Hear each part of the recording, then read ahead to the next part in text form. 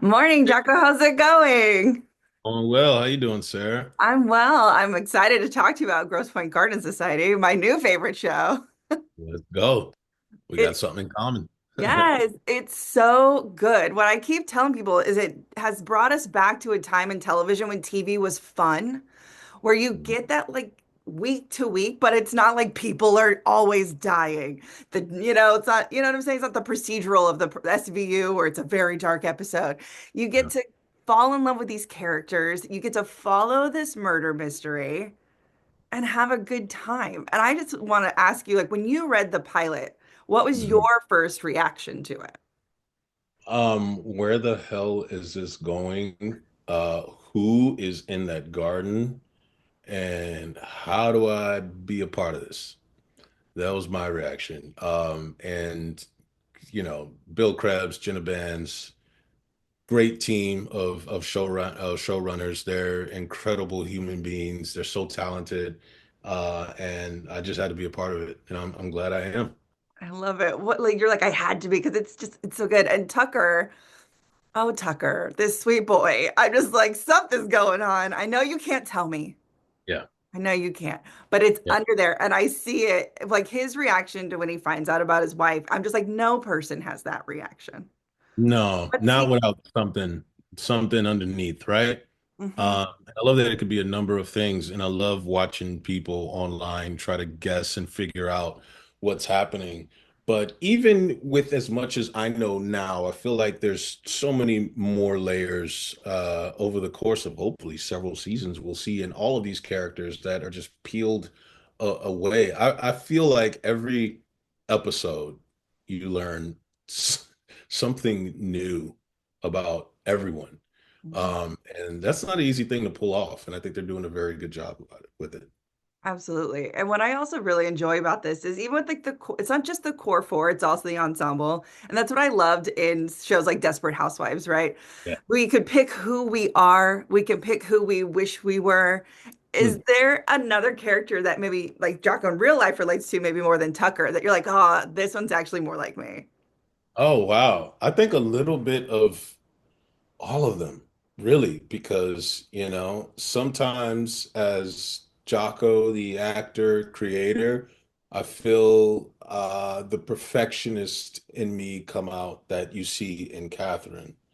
And other times, as an actor and auditioner, I might feel a little bit like Anna Sophia's character. There's so many names. Okay, I can't remember the Okay, name I of the forget them all the character. time. Yeah, Anna Sophia Robb, where she plays this more vulnerable character who's not always secure in herself. Um, I felt like Brett at times where you kind of you want the girl, but you don't know how to really approach it. So that's what's really cool about it. You feel like, oh, and of course I've occasionally had a drink or two here, like Birdie, and God forbid I haven't had the the same results she's had. But yeah, with all these characters, you find that you could relate to these moments that they create for them. And I thought it was very touching for Birdie to learn about, I mean, well, for us to learn about her son and see Mhm. that relationship develop. I thought all of it's cool. Very cool. Yeah. Yeah, I was talking with Matthew. I was like, "Can you give me anything?" He's like, "Absolutely not, Sarah. You can't." Yeah, this is one of those shows. Honestly, this is one of those shows that I wish we could binge, but I think it's going to sit well and it is like every week. I think that a lot of people tune in also on Peacock as it's on Peacock the next day, and they love it. But once we're many seasons in and it's there on Peacock, I think it's going to be an amazing binge-worthy show because waiting every week has been rough. And it's rare that I'm on a show that I want to watch and figure out what's happening.